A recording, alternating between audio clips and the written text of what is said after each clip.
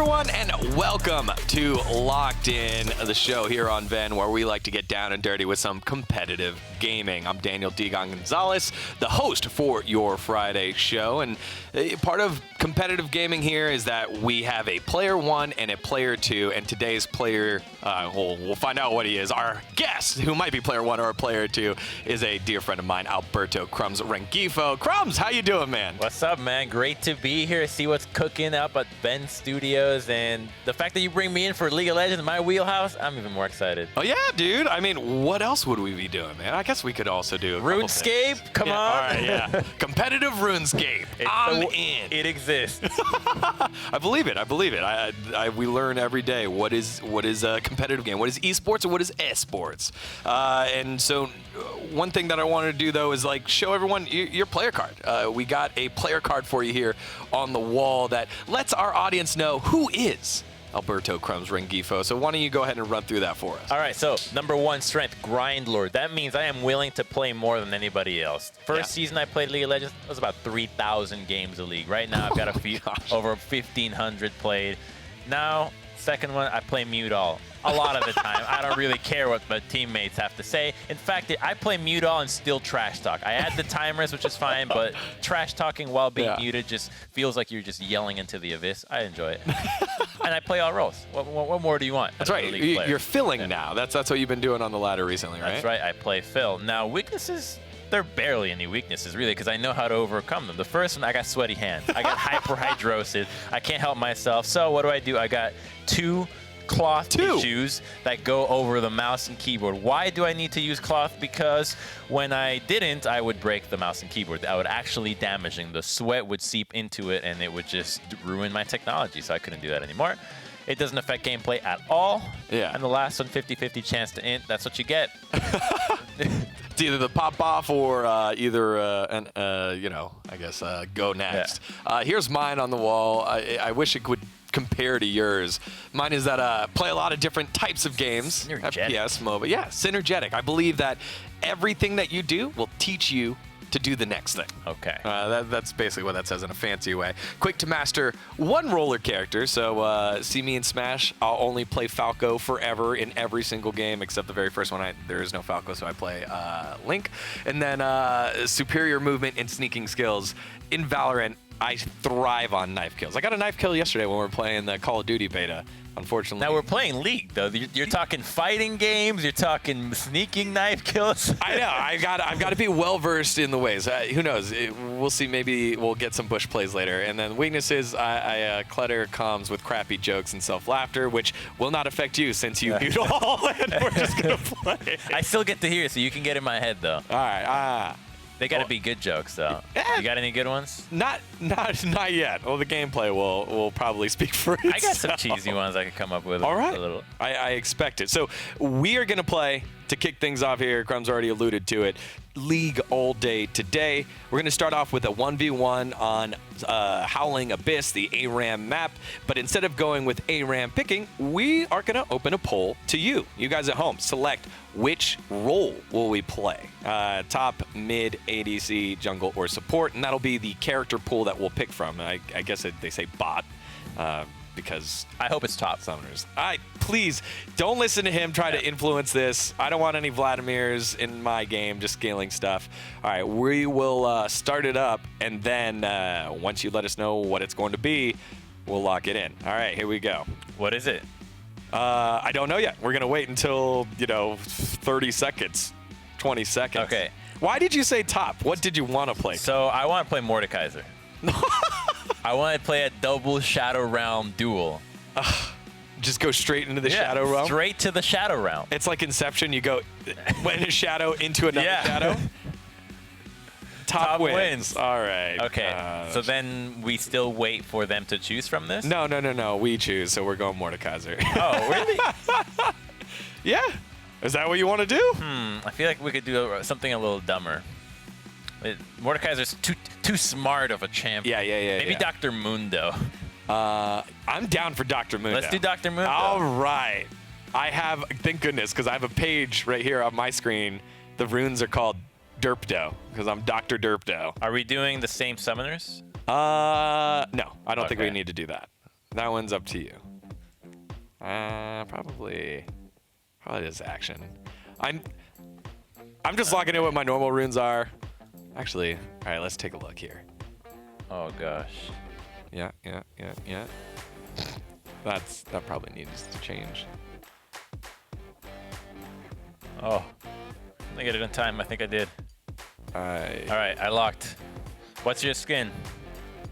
Oh, there's only one, man.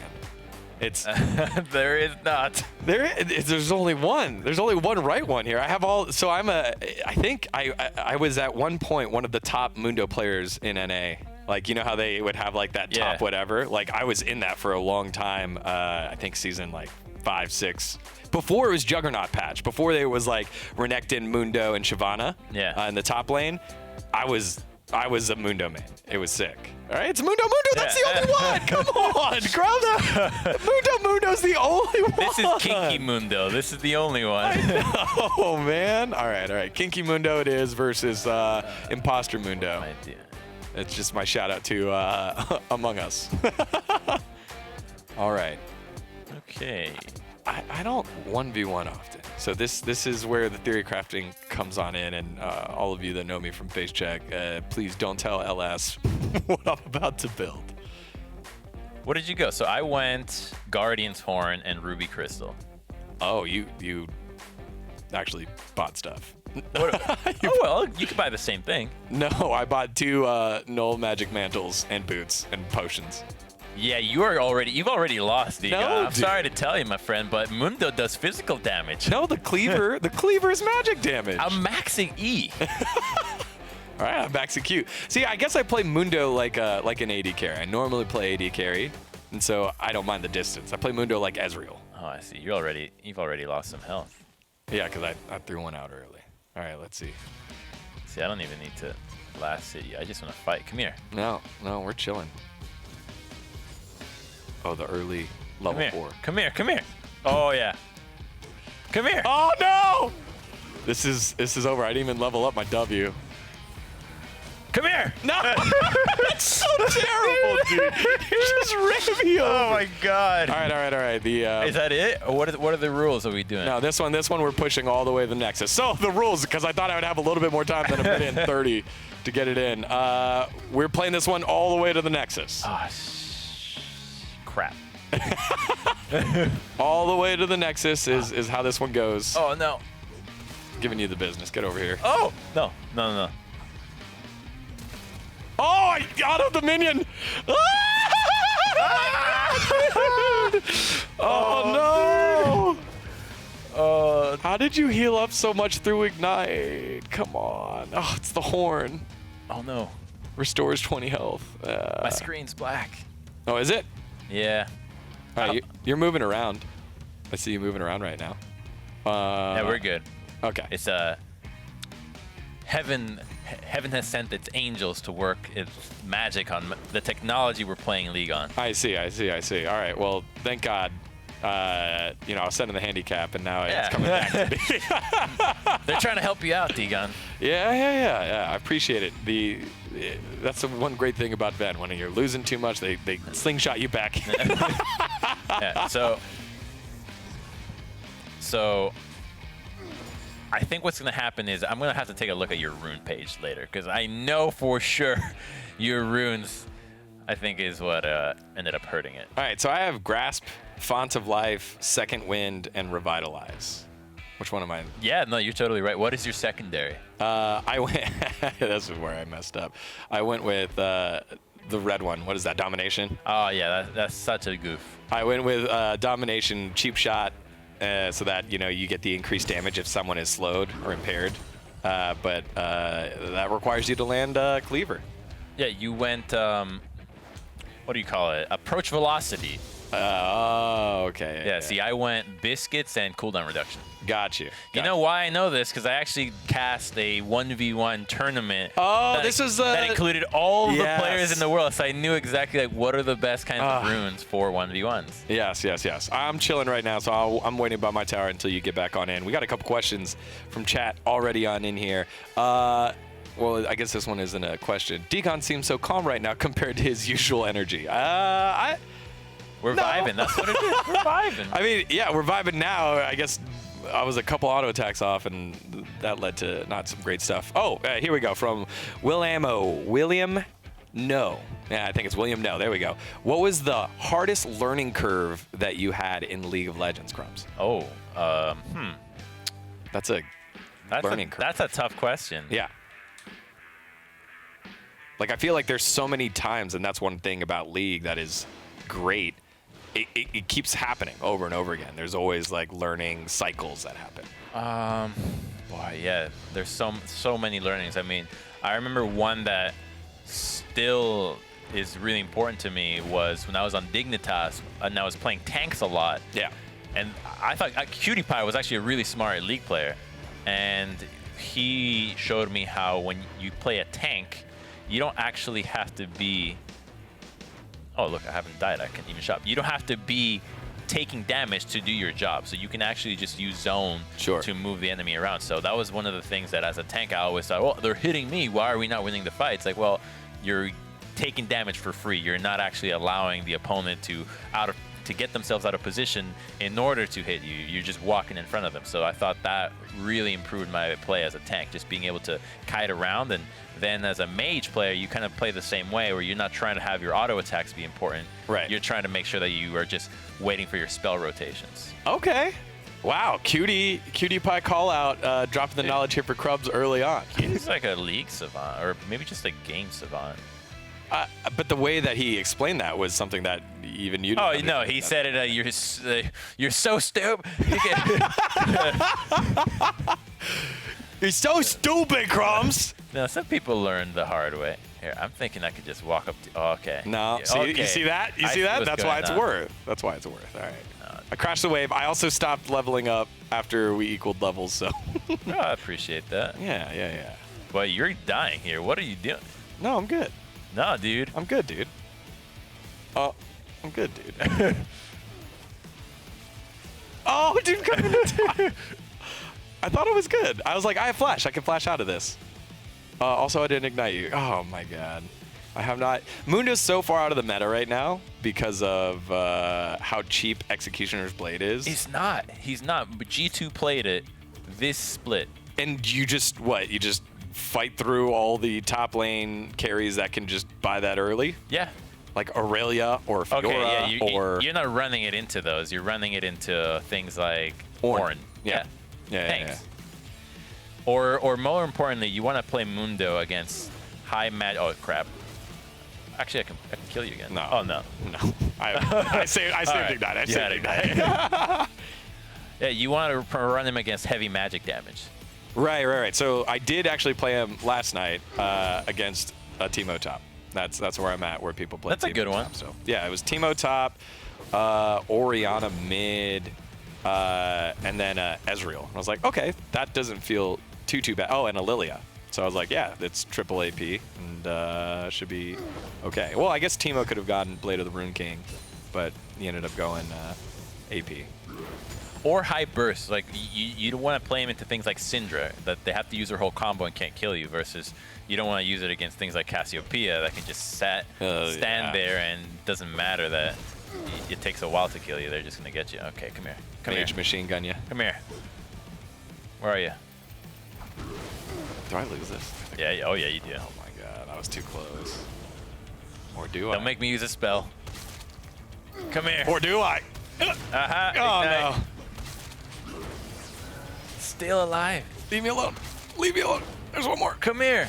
How much ult do I have left? No! How are you this tanky? And what is killing me? My minions.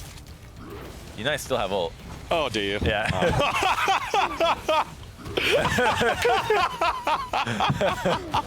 Oh, man, that's rough. It's rough. All right, yeah, the Ignite buff is what needs to happen. Whoever has Ignite up should win. Are you really? Oh. Yeah, we're equal. Okay. So what do you play when you're playing League? Like, what are your roles? What are your champs? I mostly play AD carry, and then so I was forced to learn top, and then every time I learned top, they, good old Daddy Rito switched it up. So I learned Rise, I learned Maokai. I learned. Who else did I learn? I got this right. No. Oh my gosh! Through the ignite. It's the heal. Rise, Maokai, Mundo. They changed as well. I had a pool of like 7, and every time they changed it. So. Well, one of the things that I spoke to some players about that actually used to make people better at League was no role cues, because it forced you to learn other roles. So having understanding of other roles made you a better League player overall. Right. And so when the introduction of that came out, now you have people that just dodge when they don't have what they can play. So they actually are hurting their own ability to be a great League player because they don't have. Okay, come here. Just a quick little kill. Come here, come here. Okay. We're wiggling. Oh, no. I think I got this now. Yeah, there we go. Yeah, well, that's great advice, but you saw my strength was I usually main one role. And actually, you know who taught me that was like, let me see, I'm going to try to do his accent. He was like, dGon. Oh, that's terrible. Yeah, that's an English person, isn't it? Yeah, Trying to go for it's not, okay. it's not, it was an Aussie. It's supposed to be an Aussie. It's like, dGon, you're great at the end product, but your process isn't quite there. That was bad, right? Well, sorry, pastry. It was pastry time that oh, time. wow. No, dude, I cast with pastry. I would have never guessed that's pastry. I hear this man's voice on hours on end, and not no syllable sounded like it. Yeah, we were focused. It was in the middle of us playing Smash, and I was like, oh, pastry just made salty that I'm smacking him in Smash. And then it was actually really good just life advice, right? It was like, hey, you're really good at the end product because you know your one thing, but you should be worried about the process on how you learn things, because if that one thing doesn't work, you need to figure out what you're gonna do. He's really just a math teacher telling you gotta show how you got there. Yeah, you have to show your work. Like you don't always have a calculator in your pocket. Oh, come on, man. Yeah, dude, I can tank this to it. Come here. That is crazy. I'm just gonna ignore you and end the game. Yeah, just end the game. Just put me out of my misery, man. We had the disconnect to even help, and it didn't even work. Oh, God. Hey, you're gonna pop ult too. Like it's it's doing it. Yes. I'm pressing Q because it's on You're gonna burn. This is awful. I am gonna burn to death. All right. All right. As we close this one out, I have one more question for you that someone threw on in there. What was your favorite time? What was your favorite time since you've been playing League for such a long time, since the beginning? What was one of your favorite times playing? So before League became a thing that had money involved and a lot of people trying to, I guess, make it, it really just felt like a bunch of kids that were able to sneak away and play video games for an extended amount of time, and you never really knew how far it was going to go. So we had an inkling of, let's just have fun. Let's just push the envelope and whatever we want. So it wasn't my favorite time, but it was the kind of looseness that we approached playing with, which was being able to ARAM in the finals of the grand finals for like, what, $50,000 just for fun. Yeah. Or being able to, like, I'm sitting there on the stage, we're having a really important match. It's a playoff match, and we don't know what to pick because we didn't prep, because we didn't have coaches, we didn't have anything. And then one guy in the crowd yells, "Pick Lee Sin!" We're like, I like where this guy's head is at. So we picked Lee Sin the whole series because this guy was yelling, and we won. We crushed it. It turned out Lee was the most important pick for the other team, Team Curse at the time. So it was like the best thing we could have done. Was this a Dig Curse thing? It was a Dig versus Curse game, yeah. All right. Hey. Boy was playing Lee Sin top with his Tiamat build, so we stole it away from him. And that's one thing that we're going to continue to dive in on for the rest of the show. The ability that you're able to go back and say, we were able to do that. We were part of that season 1 looseness and funness, and I'm just super excited to continue to share some of the experiences that you've been able to share with me and some of the broadcasts that you've been on that maybe some of our viewers at home haven't been able to see. But we'll get to that when we take a short break. We're going to take a short one. When we come back, we'll get back into our 1v1s to see who's going to be player 1. We'll see how it goes. We're actually going to 2v2s, so stick around. There'll be more locked in just a second. The revenue, places that we've been.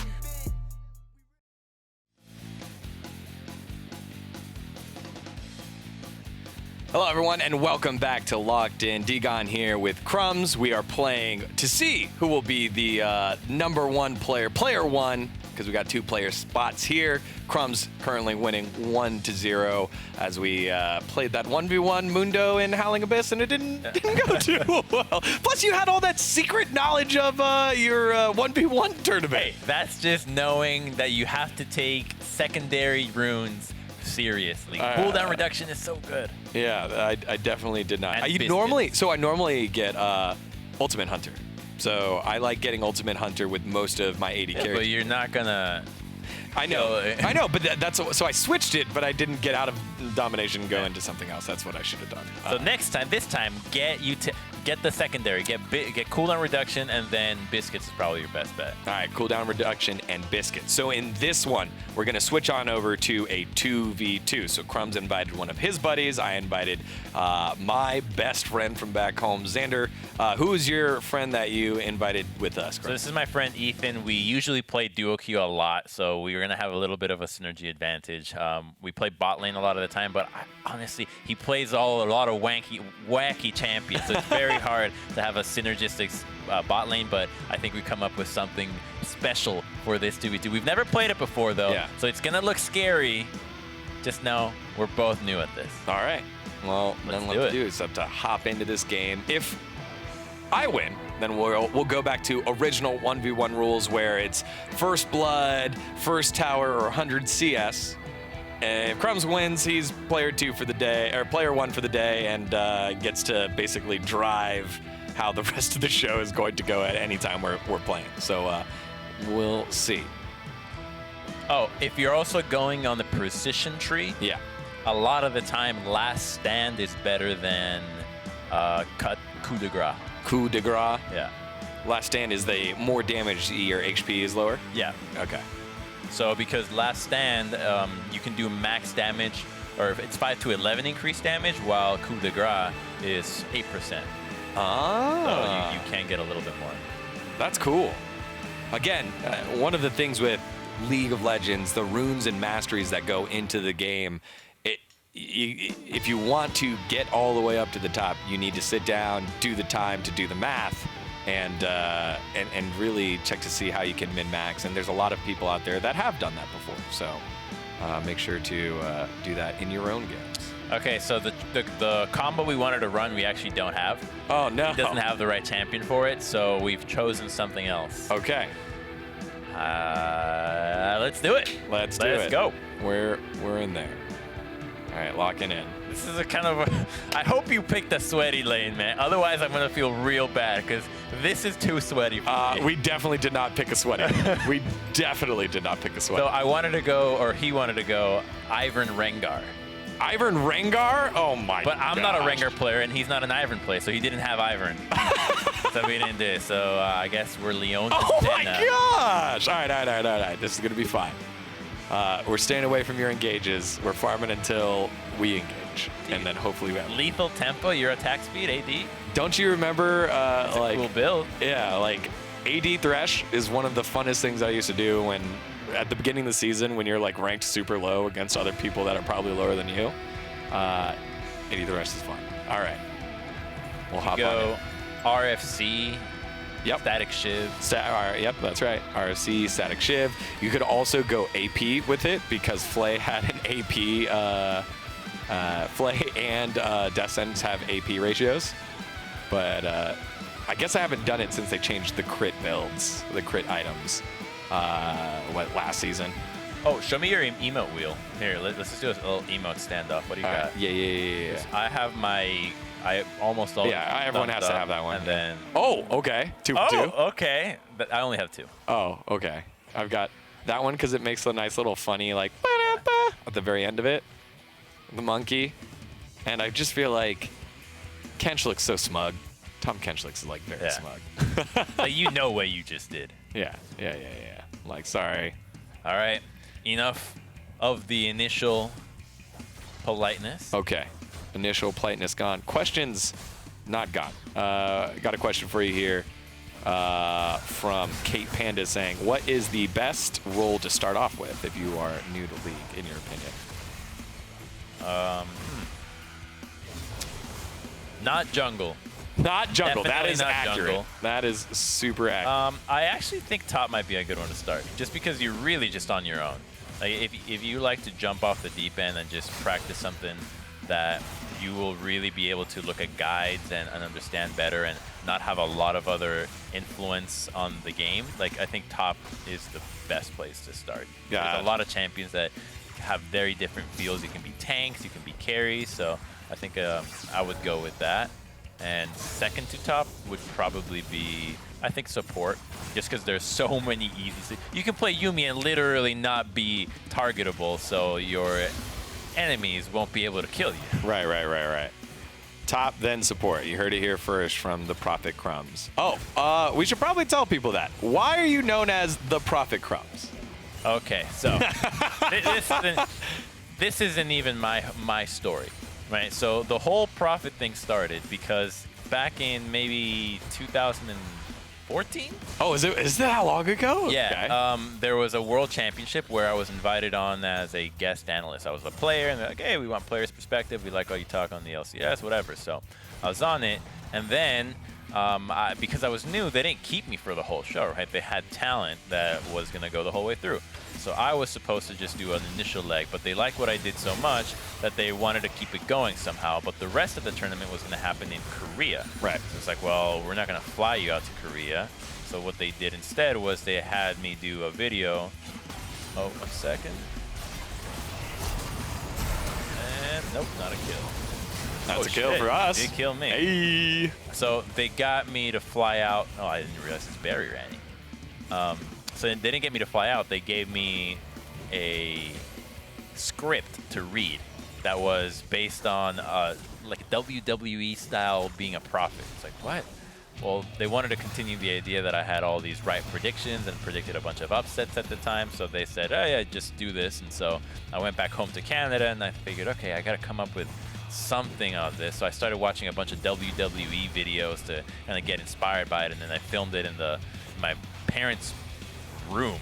That was the only place that actually had the right lighting for it. And then they aired it live and it's like, oh, the Prophet. And then every year after that, it's like more and more of the Prophet. And so they would do sketches. Every other Worlds tournament, they'd want more and more. And it was never once has the Prophet been my idea, ever. It has always been a producer that pushed it, yes.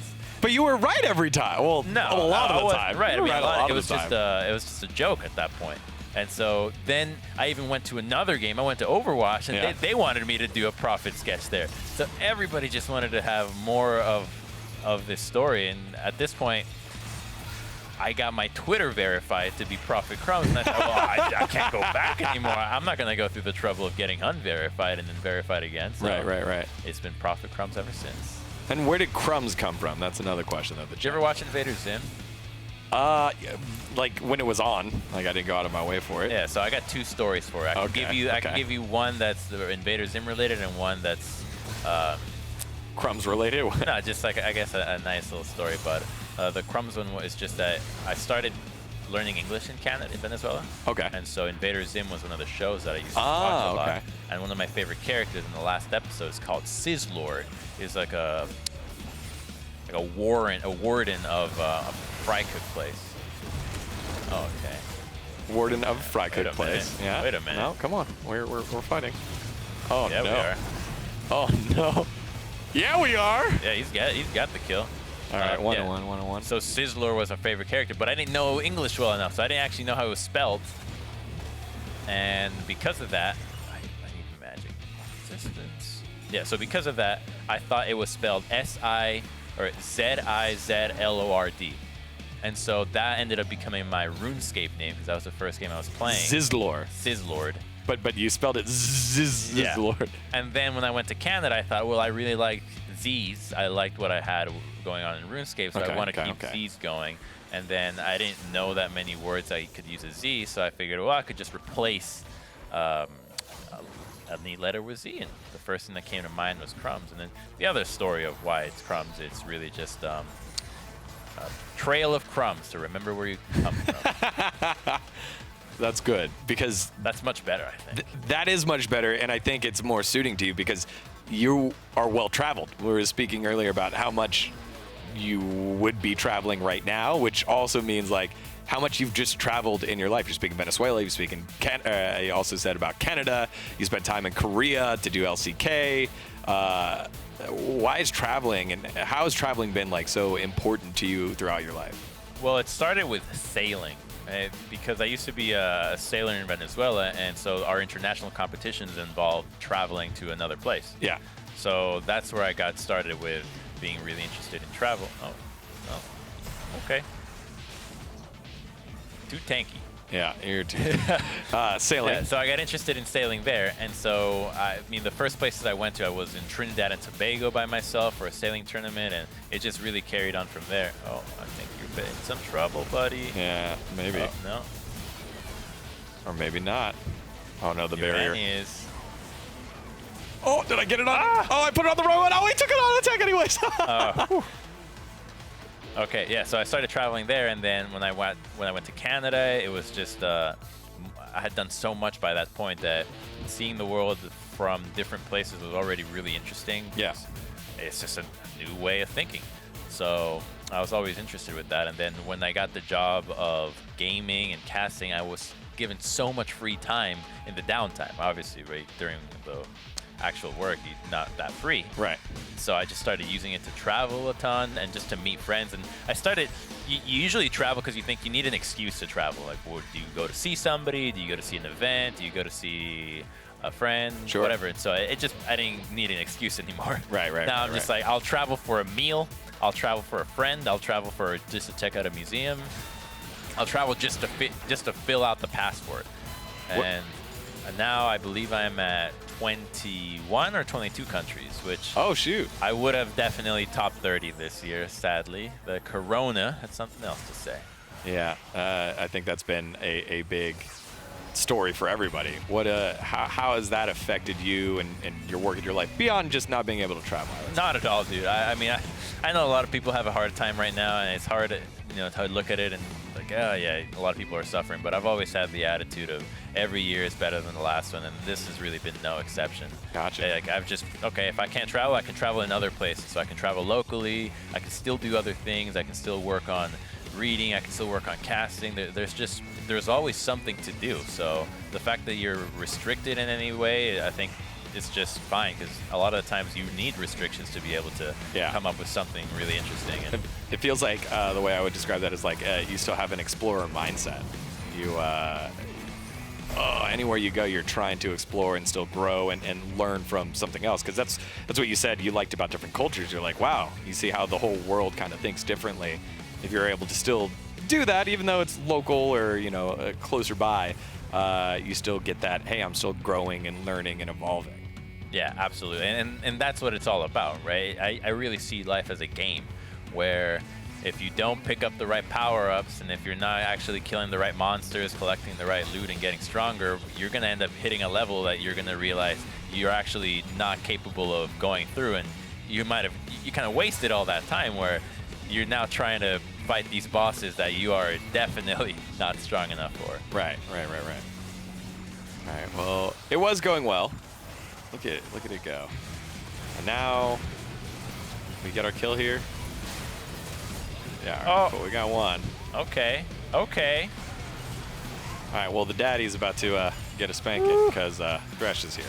Is he? He's here. What's your? Oh, I see. You do so much damage. Yeah, dude.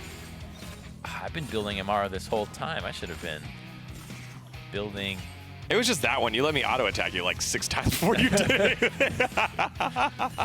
I thought I was playing Mundo again. Yeah, not quite. Only when what it's called Eclipse is up. There we go. Okay.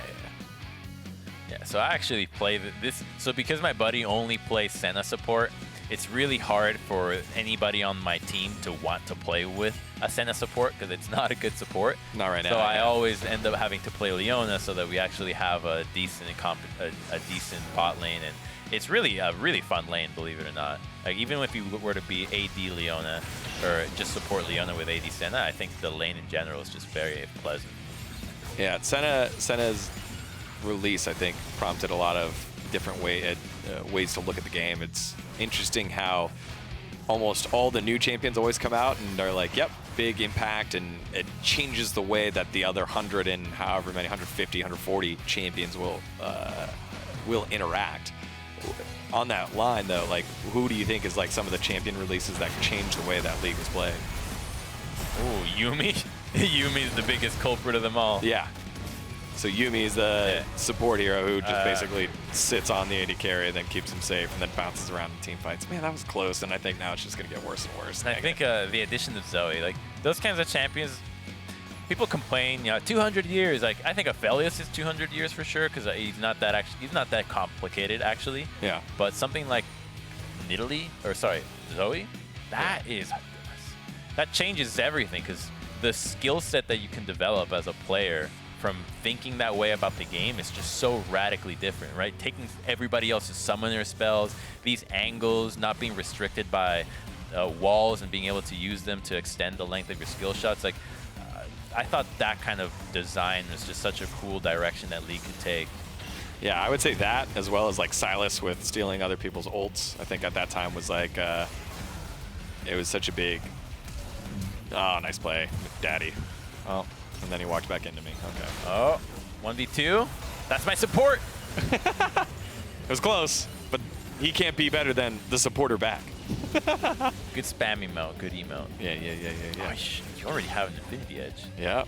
It's gonna, let's see if we can, you're just funneling, this is what Freak always says anytime I play with him. He's like, yeah, we lost our Nexuses, or our inhibs, which means they're just funneling gold to us. What do you call two Nexus? Nexi? Nexi, wouldn't it be? I guess I did say Nexuses, so never mind. It's Nexuses. Chat, help us out. What is the answer? Is it Nexuses or Nexi? Nexi now sounds like an eyeball on your neck. I did not go there, but I could totally see it. Yeah. Come here, Annie. Oh no. Sorry, Xander. You're next. You're next. Get over here. Come here. Oh no. Auto attack. Oh, the windup is so long. Bam. Ah, the windup's too long. Yeah, the armor's starting to show. I mean, I feel too try-hard, dude. I'm sorry. I bought a Knight's Vow. Yeah, I know you bought Knight's Vow. You also bought Wit's End. That's not that try-hardy, so it's fine. I actually think it's the best item for this situation. Which would make it even more try-hard. Explain. Well, you're running a single Ignite, and you're not going to have it up. Remember how Ignite, how important it was in the last game? Yes. This is going to keep me alive longer. And because... Oh, shit. Gosh, Xander, no. Because I have a Senna, I can stay alive for so long, and so you really don't get to kill me. Because I'm just really tanky. And here you go. W, right. Ignite, please. Auto. I needed lifesteal. That's what I needed. Actually, just need a different champion. Can Senna end the game? Okay, Pete Wiz showing up in the chat saying, according to the dictionary, Nexuses is correct. Even though that sounds kind of stupid. Nexuses. Yeah, Nexuses. I like Nexi better. Nexi, if you spell it Nexi. Because it feels like you're being pretentious, and maybe sometimes you want to do that. Maybe sometimes you just want to be, yes, I know the correct definition, the correct pronunciation of multiple nexus, something that nobody ever needs to know. Yeah.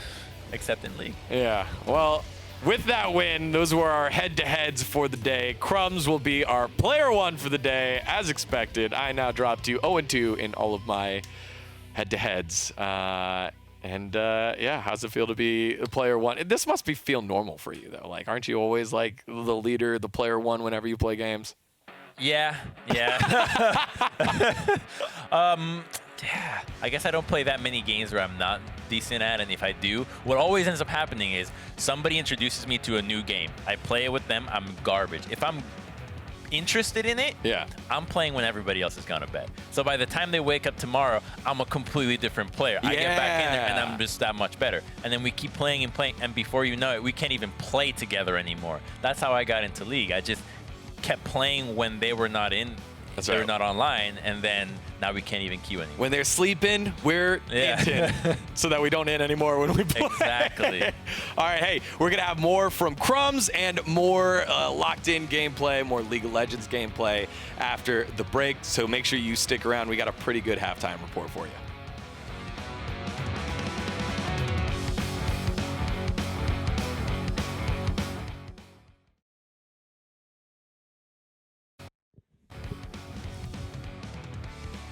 All right, and welcome back to Locked In. dGon here for our Friday show here with Crumbz, the Prophet Crumbz, player, caster, world traveler, writer. You do everything, man. I think that's what everybody should try to do, isn't it? I thought that's how people used to live in the past. You had to actually know how to do all these things for yourself, or otherwise you were just left behind and couldn't advance in society. Yes, but a lot of people don't. It feels like it could be so easy to just stay into that one thing if life kind of gives you that that alleyway. We have technology, you get societal. It's like, hey, you're this thing. I go to school, I am this thing. I want to be a banker. I want to be a doctor. And you're kind of just locked into that one thing. And that's how I feel like a lot of people teach. And you buck the trend. You got to live one of the coolest jobs, careers that anyone would ever have thought of as a pro gamer, and you still seek out for more. Like, why? Why is that? It was planned, dude. It was planned. When I moved from Venezuela to Canada,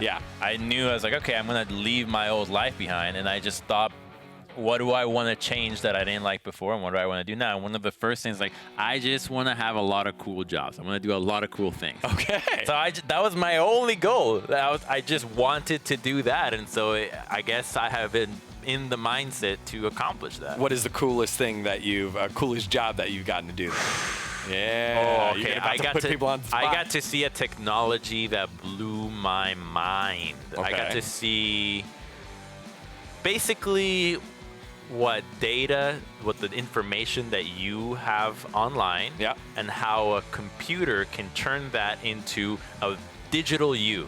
Like the modeling, yes, like data modeling. And how that digital you becomes more and more like you. You know, people think, oh, that's sci-fi. It's of the past almost. We are definitely already in the future where the digital self that exists of you can be a person in the computer, which is just crazy. And I got to see it because I asked a friend that worked in Silicon Valley. He was like, hey, you're interested in this stuff? I can show you around and show you to this guy that I know this stuff. And that's how I got to see it. And that still rings to me as the coolest thing because it seemed so new and it seemed so off the wall just compared to the world. I don't know, man. Just seeing the fact that a computer can take your Facebook feed and then replicate you. Yeah.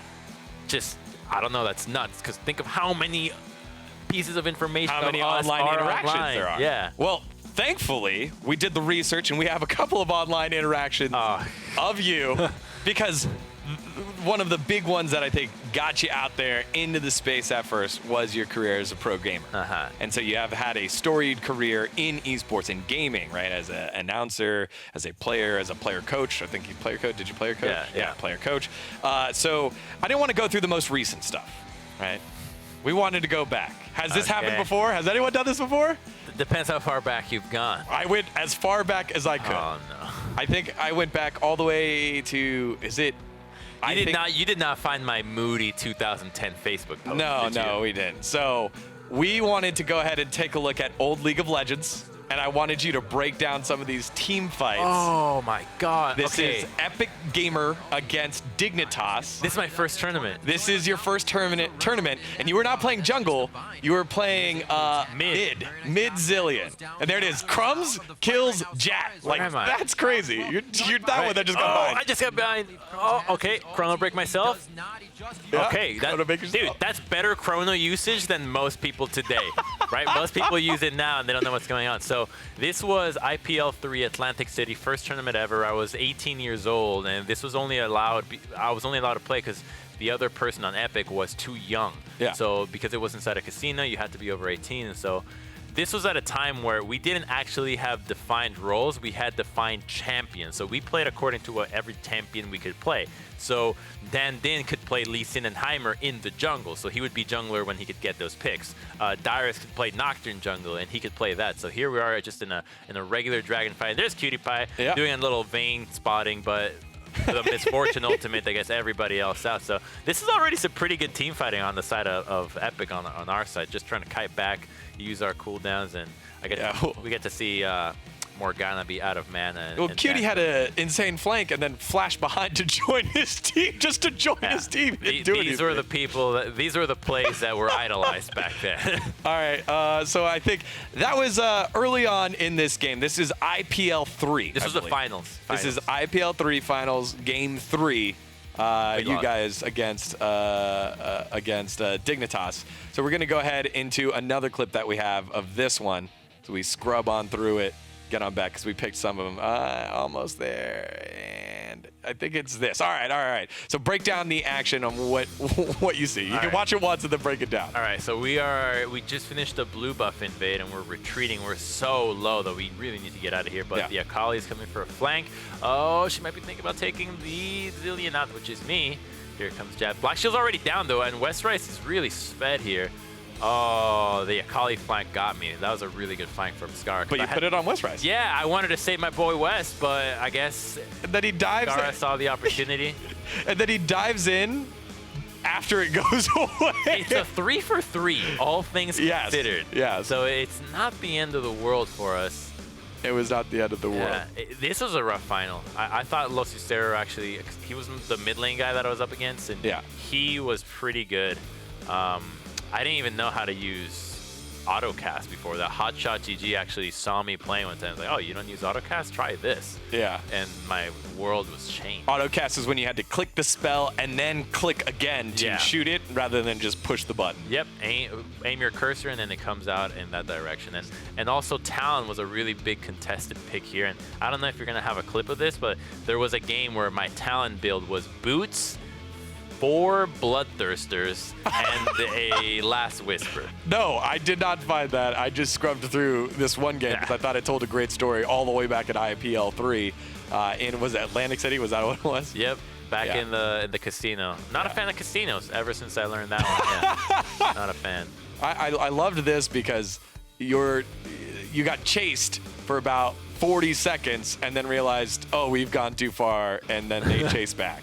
So that's what I see in this one right here. Yeah, I mean, the game was just so different back then. I really think that we need to get back to that place where you don't think about roles and you think about just the game as an entire team as champions. And I think a team like G2 actually was able to channel some of that, where it doesn't matter what role you're at, it just matters that you can play it and you know what everybody else is up to. And I think that's where the game is going, which is a really exciting thing. I think that's what's helped it stay alive after all these years. Yeah, it did. But I will say that creating roles did feel like it normalized the game for a lot of different players. For casuals, like, absolutely need to have it. Yeah. But we're here trying to sweat our hands off. Yeah.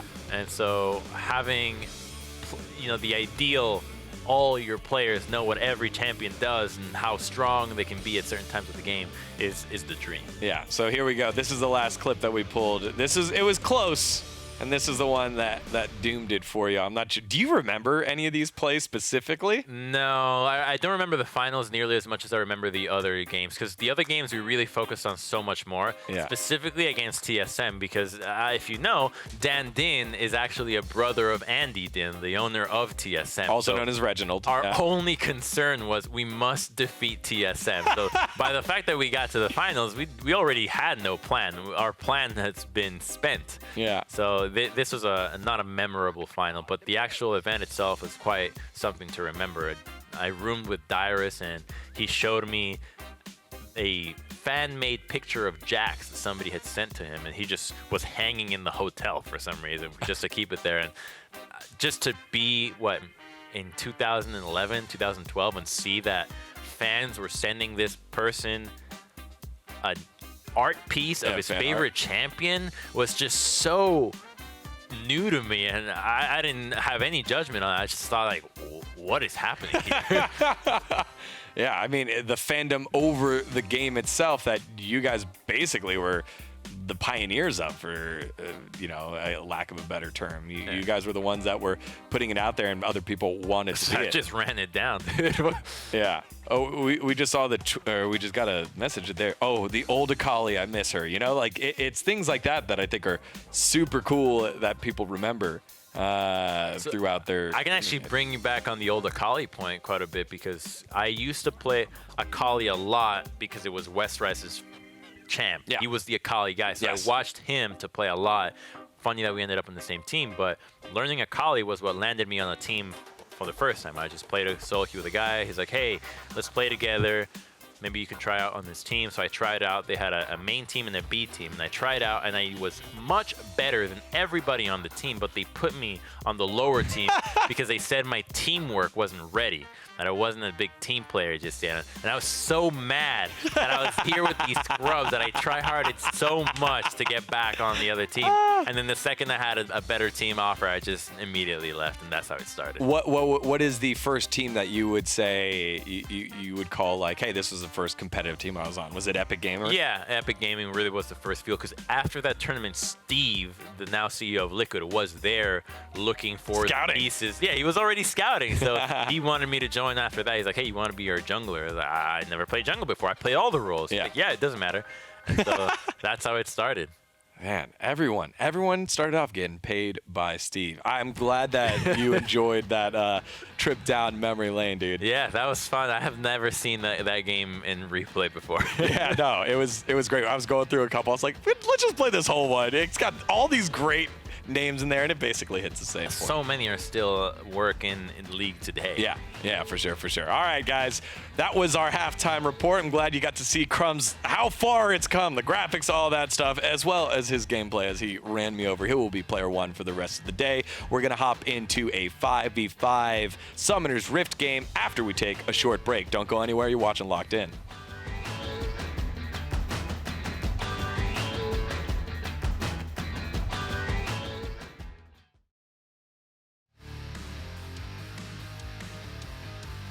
Hello, everyone, and welcome back to Locked In. dGon here. 1 hour done, 1 hour to go here with the Prophet himself, Prophet Crumbz. How you doing? I'm doing great. I think we're going to have a change of pace in the gameplay, dGon. It's been looking so good from this side of the computer. Now we're in a 5v5. Come on, You man. saw my strengths and weaknesses. We have coin flipped heads twice. I think it is time for my first time Yone. All right. Well, show first up. time Yone, one of the new champions that came out. Is it not the most recent one, because Seraphine is coming out soon. So Yone, the brother of Yasuo, another edgelord to go 0-10 in your game before he decides to AFK and rage quit.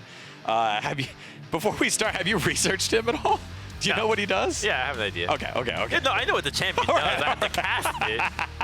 Well, so with Yone, there was this decision to be made to whether he was going to be allowed in Worlds or not, and I think I know they decided against it. The most recent champion that is enabled for Worlds was Lilia, I believe. Yeah, I think the issue with Yone and people were complaining about him was that not all champions are released in the same region at the same time. Yeah. Which is why it was an unfair advantage if you are in an A and you received it and then suddenly another region just got 2 days with it to practice. Not cool. Right. So we're going into Summoner's Rift 5v5. We'll play a game here, and we brought in our duo friends, supporter back Xander and Ethan, Mr. Daddy, Butt Daddy, and we got a friend from not even a friend, part owner of Locked In here. It's Dash. Will be joining us as our fifth. I have not played League with Dash since I think a Worlds. Maybe it might have been a few years ago, actually. Yeah, I haven't played League with Dash for a while. I played Valorant with him recently, but not League. This one too. All right, what are we thinking? Do we have a fun composition? So Yone has the ult that holds him in place, knocks him up. What else can we do? And then what else can we do that would just be funny? What if Dash plays jungle Yasuo? I thought he was going to play Twitch. Is he playing Twitch? Okay. Then I was just going to play Kalista and just throw people up. Oh, goodness. Or we can go with that Thresh again, right? Thresh was doing a decent amount of damage. Yeah. All right. I'm going Thresh. We're doing it. So you're Thresh Teemo bot? Okay, I respect that. No, it's Thresh, and then we're waiting to see what supporter back picks. What would work well here? With Yeah, I'm the AD. I am the AD. Supporter back is the support. I mean, Nautilus is great. Yeah, we're hooked, boys. This is this game now. When we take a look at this composition, I see us basically holding in place for you and Dash. Yes. Now that is the condition that I can hit things. No, I believe you. All right, let's go. Blood Moon. Blood Moon is what we're going here. Of course, the skins give that extra little bit of swag. What is your favorite skin ever? Wow. So, what is my favorite skin? All right, list a couple. What happened? I don't know. I'm not big into microtransactions. All the skins I got. So I've only bought 3 skins on my own. Right. I bought Cassidy skin, an Ashe skin, and something else when I was maybe 18. When I went to Best Buy, I picked up a gift card. Oh, you got the card. I got him, and then I got him and I started playing. I was like, wait a minute, this doesn't really change anything. And then all the skins I got left were all the ones for when you're working with as a player. Riot gives you a bunch of skins. So then how about that? When you played, you didn't go in without a skin, right? Sometimes. I think maybe right now I really like Mech Malphite. Mech Malphite. Yeah, Mecha. He looks like he's out of Pacific Rim. Okay. I know which and one. He gets that is. really Yeah, big, yeah, and he's got fire coming out of his back. Yes. He looks like one big Lego. Dash is giving me grief here. dGon, explain these runes to me that I've gone with. He obviously didn't closely watch how close our 2v2 was as I go with lethal tempo. Oh no, I forgot to change the I forgot to change the secondary. That's okay. It's not a bad secondary. I got Biscuit and what's the other one? Biscuit and Cosmic Insight. Yo, this is gonna be a learning experience. It's like so you like rubber band, right? It's the rubber bandingness. Oh no, it is Teemo. Repeat 25% of the damage you dealt. You may recast. Strikes all enemies, knocking up. Okay, I think I got it. All right. Well, we'll see if Crumbz is able to hold off and not, coin flip heads one more time. Hey, 3 times in a row. I hope the casinos are open tonight. Yeah, well, you know what? We already showed the IPL 3 footage over at in Atlantic City, so maybe.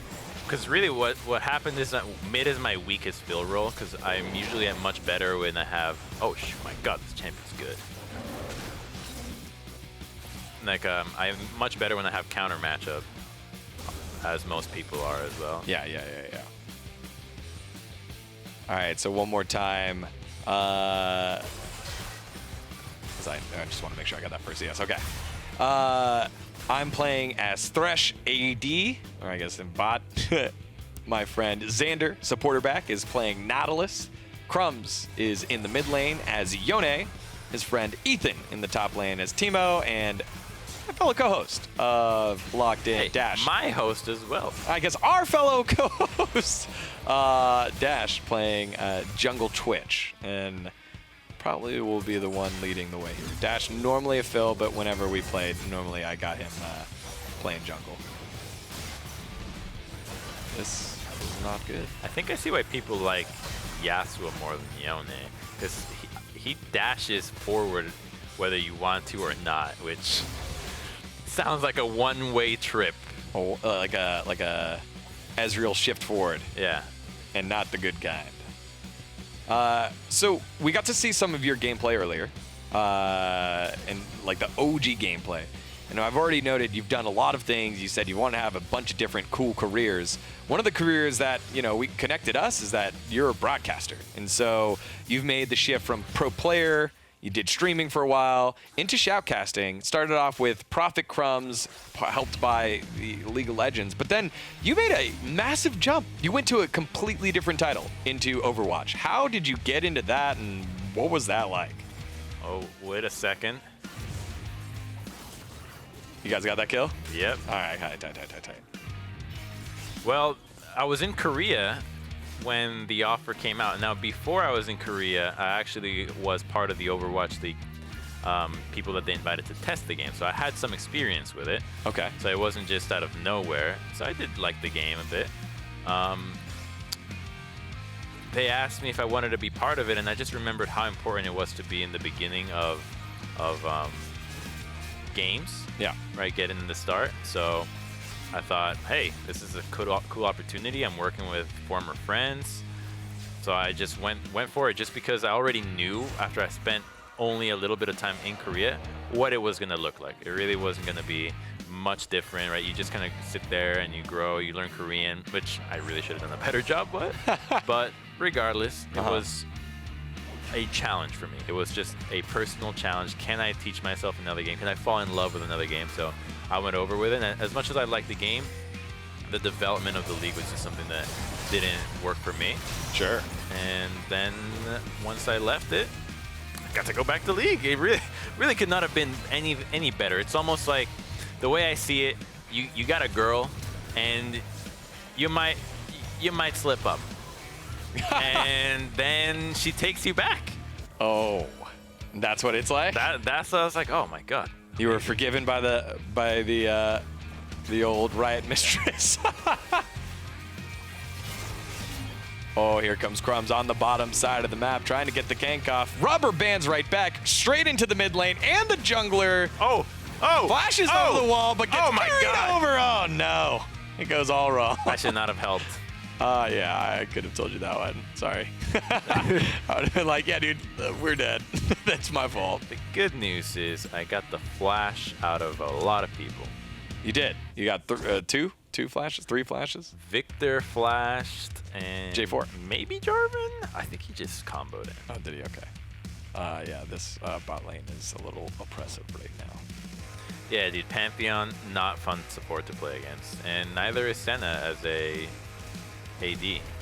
Gotcha. In fact, that might be close to the most obnoxious to play into, so I do not envy your lane. Yeah, it is. It's going to be a little bit slower grind here. It's going to be picks based. Oh, Benito with a pretty interesting question. Out of all, I guess we need a little bit more context. There we. Oh, okay. We're going to Worlds now. Shifting gears from this Worlds? Former career to, yes, this Worlds. Out of all teams, what is the finals you would like to see? Top G2. That's what I have in my pickings. Oh, no. This is sacrifice time. Did we all make it out? We all made it out. Okay. Top G2. All right. Top Esports, the #1 seed from the LPL, and G2, the #1 seed from the LEC.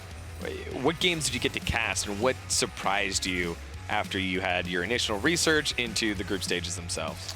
Ooh, I did not cast group stages.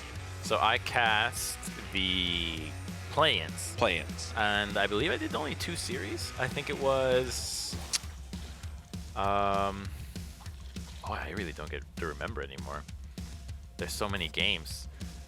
I think it was a Unicorns of Love and then an OPL series. But I remember one of the Unicorns of Love games that I thought was a good cast on my end. But what surprised me more than anything, I don't know, man. Not a lot surprises me in League anymore. Like, you already know which regions are great. So I guess the surprise is, oh, not much has changed. Oh, there we go. Once again, struggle bus is real in NA. And there's been lots of conversations around that. So for people that don't follow League of Legends as much, or at least the competitive side, there's been a lot of chatter recently about North America falling behind multiple different regions. There's lots of reasons why, but I think there's only several types of experts like Crumbz who have been in different games ecosystems, that has been in different positions, like a player coach, broadcaster. So I want to get your opinion on it. NA, it's not doing well in terms of end result at Worlds. What's the problem? and how do we go about fixing it? But I think we got to identify what the problem is. Yeah, we were talking about this earlier. Yeah. I think it's a cool way to phrase it, which is how do you get U.S. soccer to be competitive in...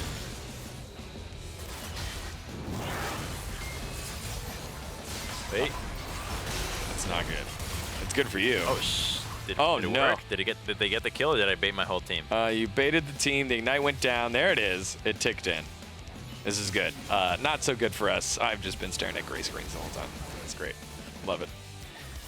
They identified the weak side of the map. Who would have known that AD Thresh wasn't going to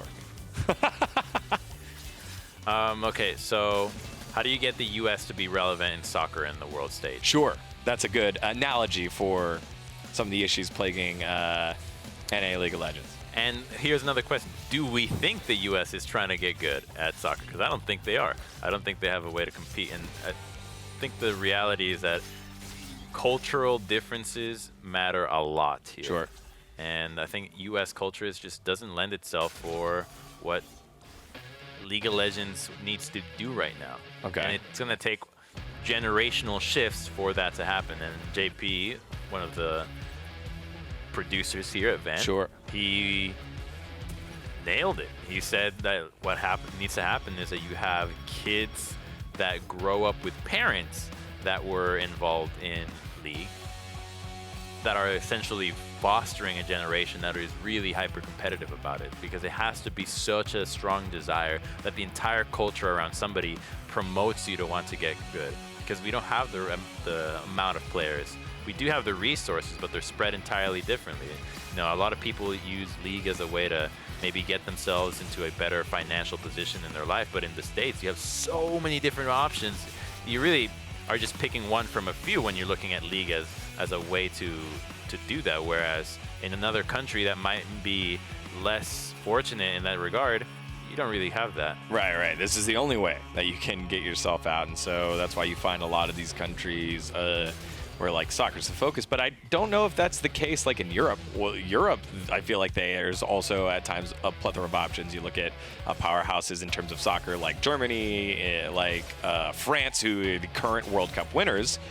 How did they get it right? And they have multiple options. So a big part of what happens in development for competitions, and it probably goes even further than that, is do you believe it's even possible? Yeah. And an example is that in Korea, nobody used to play golf. And suddenly this female golfer, I don't know her name, she wins. And the rise in golfing interest is just astronomical. That actually makes sense to me. Oh, how are you doing over there? Oh, I Not panned over. good. I panned over at the wrong time. Yeah. Dude, your bot lane? Did not work. Is Did not work. not Did not in work. the Did not bot work. lane. I'm gonna give Thresh back to supporter back in our next game. I'll yeah. Also, they've been camping bot and you didn't say anything. I looked up in Right. mid. You're like attacking the towers. You know? So, semantics in the game. Back to the question. Yeah, back to the question. Yeah, so you got to believe in it. And we've never actually had a team that got far enough for us to believe that it's possible. Well, all we have are streamers, and it's a lot easier for people to just want to do streaming. So we need a team, a player, somebody to get close to the top, close enough that it makes the rest of the region believe that it is worth the effort, that it is possible. Because that is something that happened to Europe with G2, with their MSI, with their international records. So until we have that one team that can break out, that can, even if it's by luck, that they get close enough, it'll just motivate everybody to do so much better. Does it have to be a team? Because I mean, again, a lot of the we need teams to here do in NA are like they don't have a ton of homegrown players. Yo, this Pantheon keeps following me around. I'm not about it. Yeah, I think you just need a team to have the right placing. Oh, here's a Senna. Want to collapse here? Oh my God! What? Oh wait, that's not. Who are these people? Oh! Oh yeah, see you. What's up? Lantern me! Lantern me! Lantern me! What? Do you have a lantern? It's on the ground. Oh. I pushed it. I promise I pushed it. I promise I pushed it. I promise I pushed it. This is bad, man. I'm like. It's all good. I promise I pushed it. I guess you can't throw it. I threw it in the middle of the animation of the queue. You know, I really have a better understanding of the 10-0 power spike, or 0-10 power spike. It's really easy to get to that position. And then they just underestimate you. Whatever. That's It because is. you two are supports, not actually. Yes. All right, so you're side laning, or you're Yeah, laning no. mid now? Yeah, yeah, sure. I was. They followed us. They followed us. Man, VNW Spitfire is the guy. That's the guy you need to sign. There's 4 of them. Oh, wait a minute. Yeah. Okay. They have We're first against a team legit energy. team. Yeah. That's what it is. A lot of sweaty people. It's okay. It's really hot. You gotta be sweaty. All right, how's Dash doing? All right, 1-1-3. He can definitely stand up to their 7-1. He actually has the best score out of all of us. Yeah. That's pretty funny. There we go. I do think I found my new mid lane autofill pick, because sometimes I pick if I'm really trying to win, and sometimes I pick I could have a little bit of fun. I could lower the chances of winning. But up the chances of enjoyment. Yeah. So what are your takeaways after not playing Yone? Knowing what he is, and then getting your first time playing Yone, what are your takeaways? My fingers are not fast enough. What? Because the dashing. I'm watching it. Oh, there we go. Got out of power range. Oh, no. Damn. Okay, that's hyphy. That was a really good play. I just did not do any damage. In fact, no one did. I caught the bottom of that. That was like a little. I hit him with everything, no. didn't I? No. I think you did. Did you pop ult on him? Oh, here he is asking question. Lag. Always. Always. Yeah, I think we're gonna win this game. I for sure think we got this one in the bag, brother. You one thing that happens to me, I'll admit it, is tilt, and every player, and even person just kind of goes through how they deal with adversity and tilt differently. How do you deal with it? Was there a process, or you just? Oh, I don't. I just end up going down the tilt road the whole time. No way! No way! I mean, it's hard to identify tilt. I think that's the first thing. To get into the mindset to find it, I think is half the battle. I guess the way to identify it is just, do I think I'm at my optimal way to give my best performance? Yeah. And if the answer is no, I'm like, why? Why am I not about to give the best performance? And if I can really like come up with more justifications as to why, then I realize I should probably stop playing. Gotcha. Yeah, we should stop playing this one. Holy moly. Oh, yeah. Okay, let me tell you something. Victor does really well into Yone. He's chasing me down. It's like a hound dog. Yeah. No one's feeding him enough.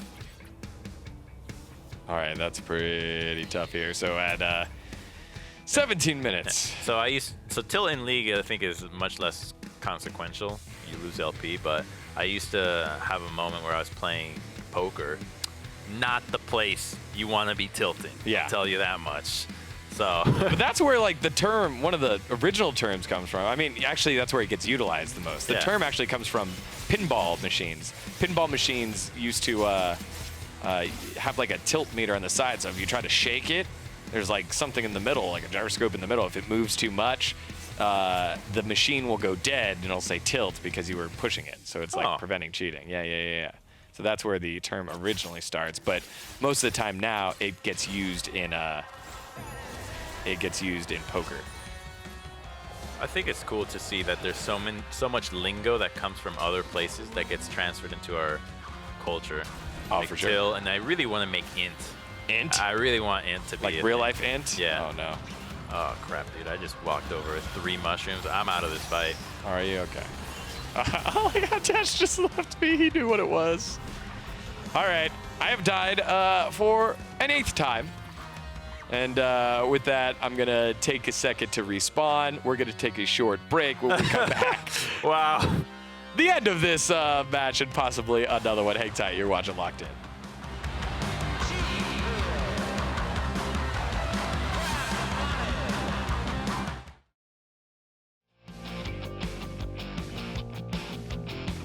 Hello, everyone, and welcome back to Locked In. We got out of that game as fast as we got into it so that we could get into one more before we close it out 5v5 on the Rift. It's dGon here, along with Crumbz, still here, did not scare him off. That's why I was asking about Tilt earlier to see, like, hey, you okay with your bot lane performing poorly like that? Oh, man, sorry about that, brother. Oh, good, man. Oh, man. All right, so we're going to hop back in. I will not play Thresh AD carry. Lock in the Varus. That is what I play. Whenever you get a shield, your next basic attack deals bonus adaptive damage, extra healing, heals and shields. Oh, the Resolve is probably the better tree. Doing the math already? Yeah. So a lot of people, I guess, would think that it's domination and something else? What is your primary? So my primary Conqueror, I went Conqueror, Triumph, Alacrity, Last Stand, and then I tried Domination for Taste of Blood and Ravenous, but then I realized I'm not actually going to get that many kills. Let's be a little more realistic with how this game is going to play out. And I think Shield Bash is actually just a really good rune, because I play a lot of Shen, and the champions that can constantly proc it are good. If you barely use it, it's not. Right. But if shields are a big part of your kit, well, give it a try. Is Shield Bash different? Like, that sounds like someone like Karma could have used that or something, right? You just shield yourself and auto attack? Yeah, Lane Karma could totally use it. So as long as the play pattern is that, you're good, because you don't want to be shielding yourself and not autoing. You want shields into auto. So with Shen, you get the shield, you get your grass proc, you get your Q damage, so it makes sense. With Yone, I'm never going to get his name right. No, that was it.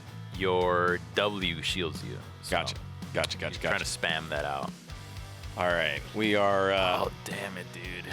Yone versus Yone. You know, I always love it when guys put their universities on there. So we got a USD guy, a UCSD, so a San Diego guy. I'd imagine. I'm the only Yone. The only Yone. What was a question from chat is, what was your favorite champion playing as a pro player? Ooh, Vi. I loved playing Vi. I think I still have maybe a 90% win rate on Vi over maybe 15 games. She was just so fun because I didn't like giving my opponents opportunity to counterplay, and Vi was that. Point, click, delete. Yeah. Especially back then where teams didn't have multiple characters. Look at behind us. Yeah.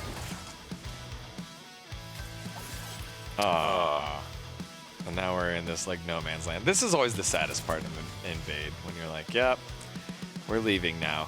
Will we? I mean, I'm here. Will we leave, though? I'm here for you. I think we're going to leave. Like they warded? Okay. Yeah, so Vi was really fun. I like Nocturne as well because I think Paranoia is fun, and I just like power farming. And then Lee. Lee was always very difficult, and I always felt very nervous about playing Lee, even now. Yet I was always able to pull off the combo, so I don't know how I never got confident on him, despite it being my most played, like such an important pick for everything. But yeah, I just always felt like if you don't perform, he's just gonna suck. What was the champ that you were like, oh man, I hate this, and you could just have like Cutie in the background being like, just play this, Crumbz. Eve. Eve? Why? Eve feels like that's what a jungler would like to play.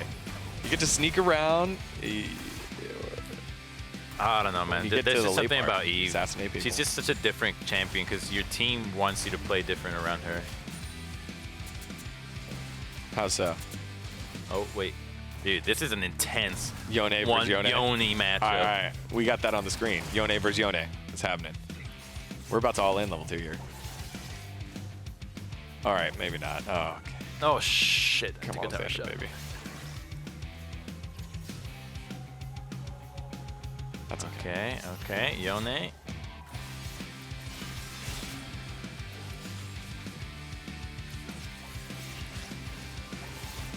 Did you get it? What happened? Oh, he's diving deep under the turret. Gets stunned up. Oh, the ignite, and he's able to heal on through. Ow! Oh, God. He hit level 3. Yeah, that's my boy. That's my boy. That's my boy. Yes. Take it all. Take all the farm. Push, push, push. Push it all in. When we were speaking about learning curves earlier, I think the one that has helped me the most, and it's just see the game, and I learned it actually after shoutcasting. Like shoutcasting is what helped me understand it a lot more, was controlling the wave and understanding how the minions work. I had a friend of mine, I'd say like, hey, why aren't they pushing here? And he just sat down and was like, okay, if you have X amount minions in front, more minions than what's in what they have, it's going to push. And then the inverse is true. And then you want to make sure it doesn't hit the tower. If it hits the tower, then it's going to bounce back. And just like understanding that allowed me to see the game in a different light. And I know that to most people are like, yeah, or most pros are like, yeah, of course, that just makes sense. But it was that moment when I was like, oh, this feels different. This doesn't feel like I'm just randomly pushing. Wave management is everything. All right, Mr. Yone.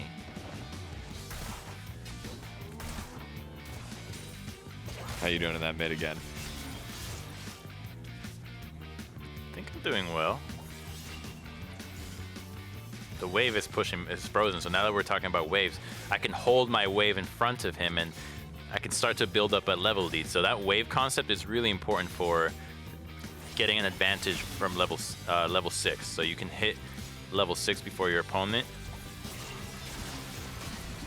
Ah! Oh no. Gotta hit level 6 first. The Rex I was there, I was baited actually. Damn. Dash was close, but just yeah, and then I went back in. I actually could have gotten out. Yeah, this is a little tough. Yeah, so especially in top lane, what is really huge is you build up a very large wave. What a stupid champion. Sorry, Samara things. She stopped your CC. Is that what happened? Yeah, she stopped my empowered Q. That would have killed her. Yeah. I forgot that's what she does. Yeah, She's banned in most of my games. I think the criteria for new champions is, do people get annoyed at playing her? And if they do, make more of it. That's what it feels like sometimes, right? All right. So in this part here, I'd love to stay for these minions. I probably could. I don't know if Rek'Sai is still here. All right, dummy. We're able to pick that one up. And then we got the assist on that one. I don't know if I can help Dash here. I'll just auto. Yeah! Dude, Dash is hard carrying us. He is. Dash was at the right place at the right time in mid. We're doing okay down here. 41 CS, 45? Okay, yeah, I'm winning. God. He's 1-1. Kennen is 1-1. But Daddy's saying Kennen up top is insane. Hey, Realm Chat. Thank you so much for the raid. Appreciate you hopping on in and locked in. Hopefully, Crumbz will help you learn a thing or two. I hope so, but not about Yone, though. Except that you want to farm a ton, right? So I'm losing lane because I've died twice. Except, look at the CS lead I've got. I've got, what, 13 CS over him? So despite that, I can always hit my spike. So all those Yones that are bragging about their death power spike, it doesn't actually mean anything if they don't have any farm. So I would always suggest the most important thing you can do to learn the game and be consistent is farm, farm, farm. Yeah, I see it. The gold. I get it now, Crumbz. You're learning, you're perfecting that 0-10 power spike. Exactly. You're trying to int? Well, this is how. Int, but still CS. Don't int to the minions. Int to them and destroy the minions. Who would have thought that was... That's what you needed to do in League of Legends to be good. Kill the minions. Ooh, I kind of messed him up.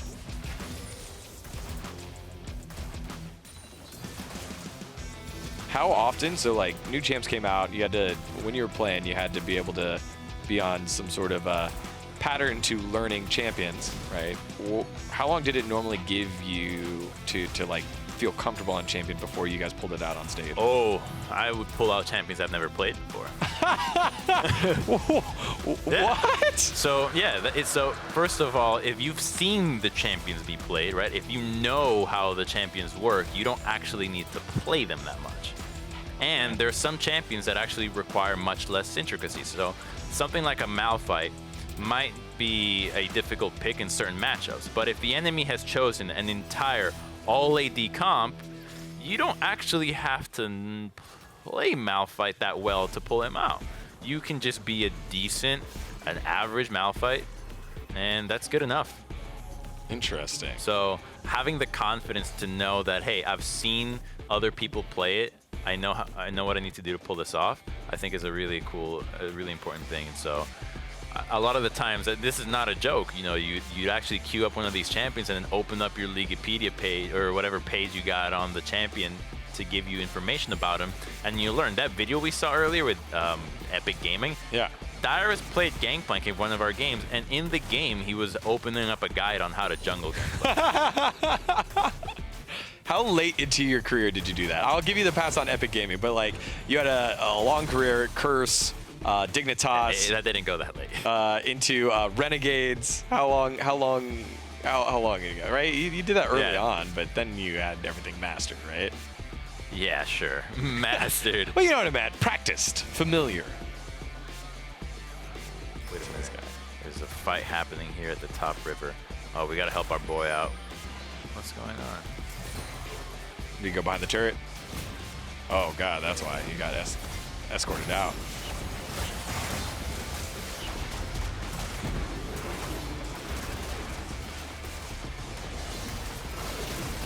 Got him. We're fighting down here. I should be fine, I feel. Healed at the right time. Got the other one. Nice. Great ult there by Xander right on top of him. And Oh, yeah. oh, you got yours up there too? All right. Yeah, for me, in lanes like this, when you're playing a bot lane duo that has double CC, gotta layer it. Wait till, you know, level 6 or whenever you have that power spike before you. Right. So focus on all in. another thing that I think helps me a ton when I'm playing new champions or League in general is before I make a play, I think, do I have an advantage? Am I coming into this play with a lead? And it's the same idea where you play poker, where like you're making moves that you know you have an advantage on. So why would I take a decision that I don't know I'm advantaged on? That just seems like I'm increasing the chances of me to lose. So For sure. every time you take a fight, you got to think, am I actually favored in this? And if you are, you always go for it. If not, then, well, you don't have to. Yeah, but what's the process of learning how you're favored in this or not? I feel like in poker, it's like, hey, look, here's the chart of hands that beat so-and-so. Yeah. It makes it easy. In League, there's so many champions, so many combinations, you don't know runes. It is simpler than that. So you can start with, do I have Ignite and does he have Ignite? Okay. Right, so, okay, I have the Summoner and he does not. And then you can go, did he just use a cooldown? So that's when you get a little bit more intricate where somebody just uses cooldowns. Oh. And so if you have the cooldown available, or he doesn't, then I think it's a lot more likely for you to use it. So let's say you're playing against a Syndra, she uses her Q to farm, then right away you know that you have a small window where you can have your combo do more damage than hers.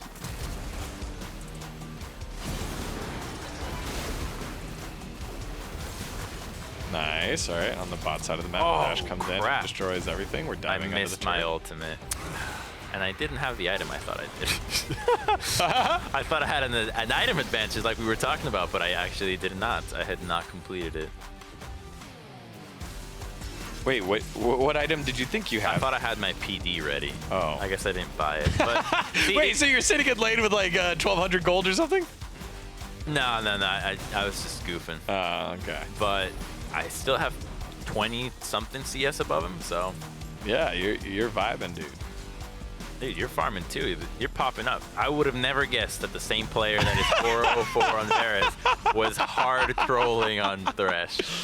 Yeah. I know. I promise. It's that was just a one-off.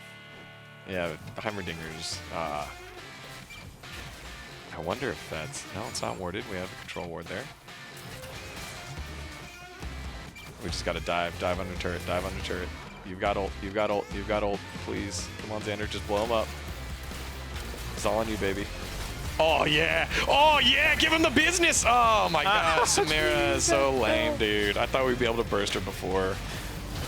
Also, Mr. Daddy was a little late on the ulti trigger. All right, get in there, Dash. Yeah, Samira. Taking place. Oh, no. Oh, Dash. Oh, gosh. Oh, no. All right, yeah.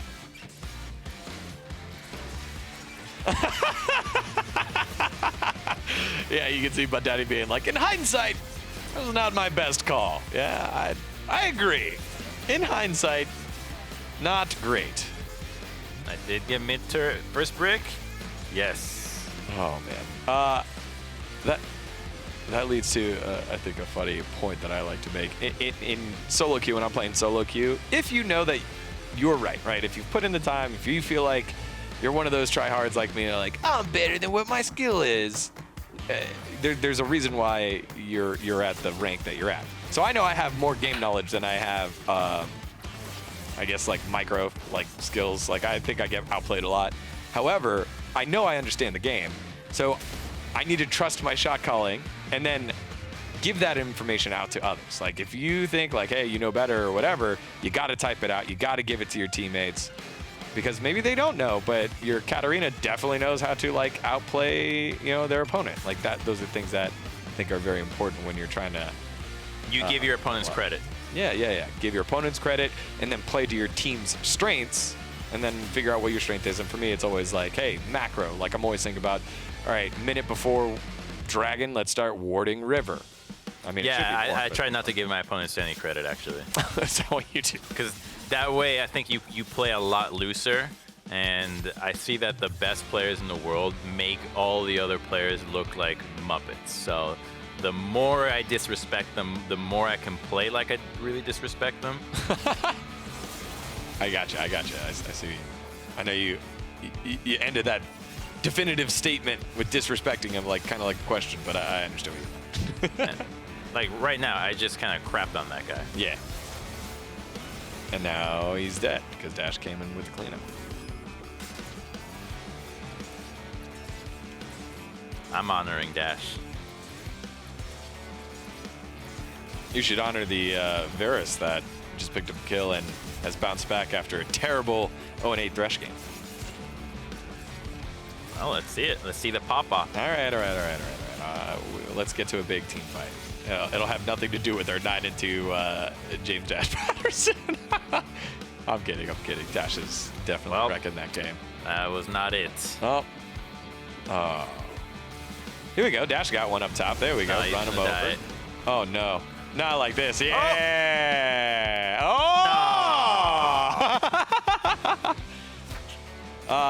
That's funny. Question from the chat here.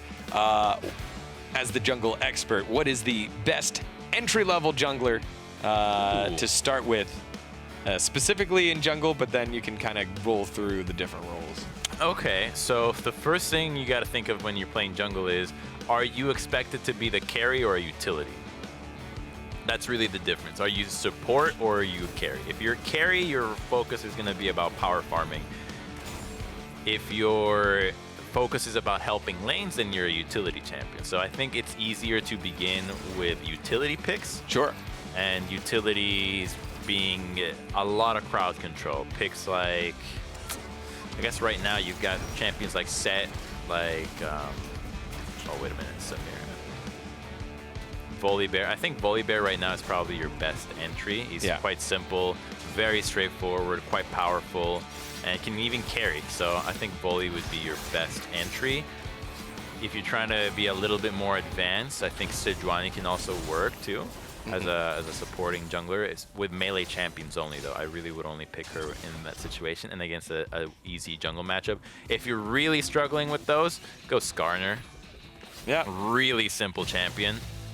Happy Captain Flowers. We'll definitely love that pick. I want to know more about why, and we'll get to that in just a second. We're going to take a short break as we prepare for this dragon fight. It'll be the last one, and then we'll catch you on the flip side after 3 minutes. See you in a bit.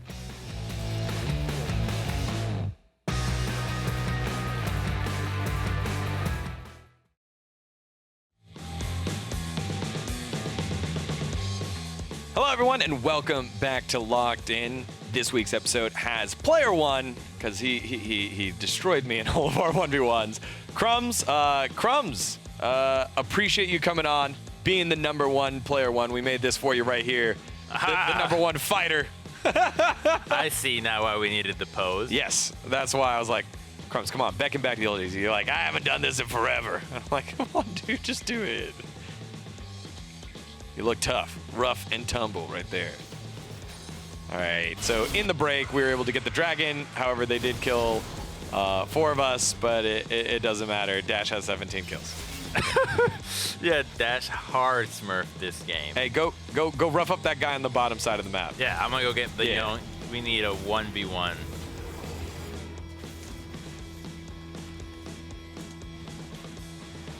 There we go, we're trying to set the rules there. Hopefully Yone will accept the 1v1. In the pit.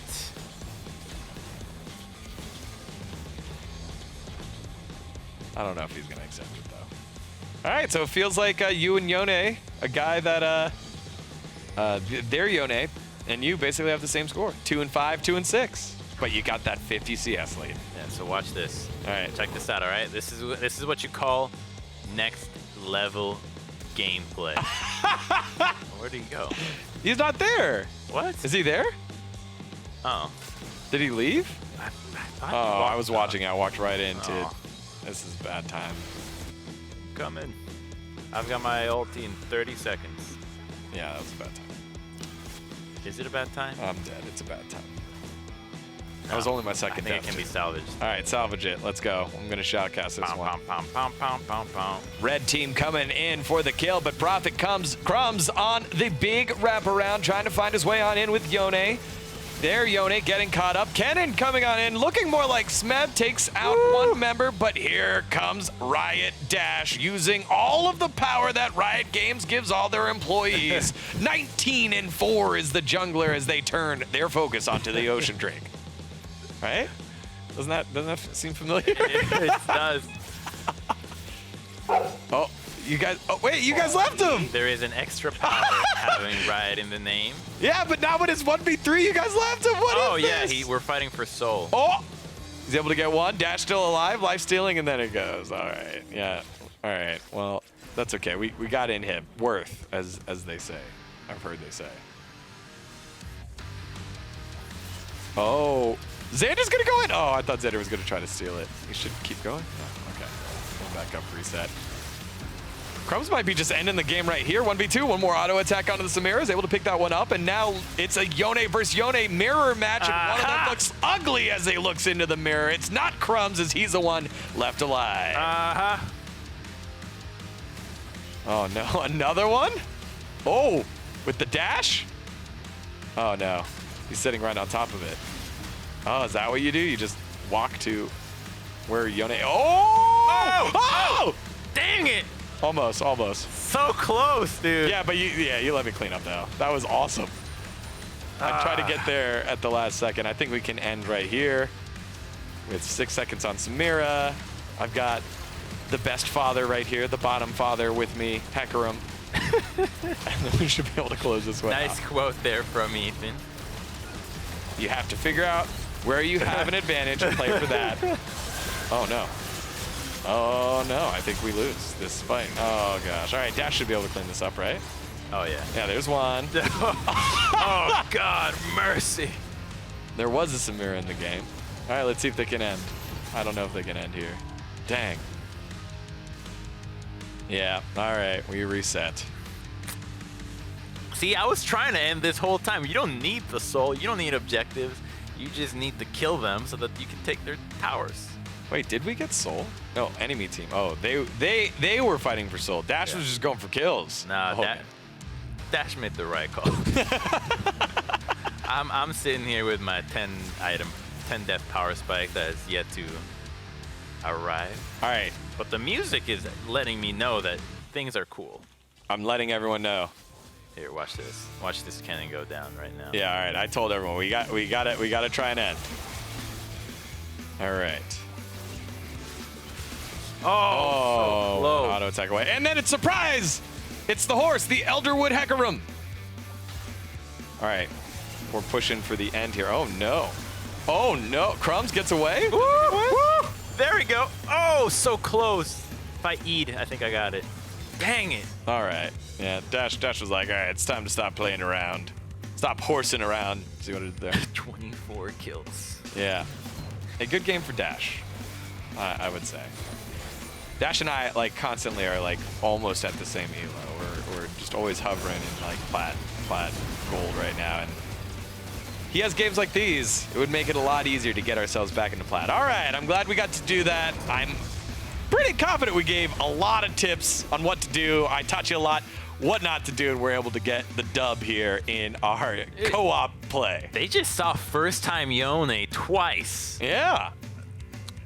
And what did they learn? I think they learned. I think they learned.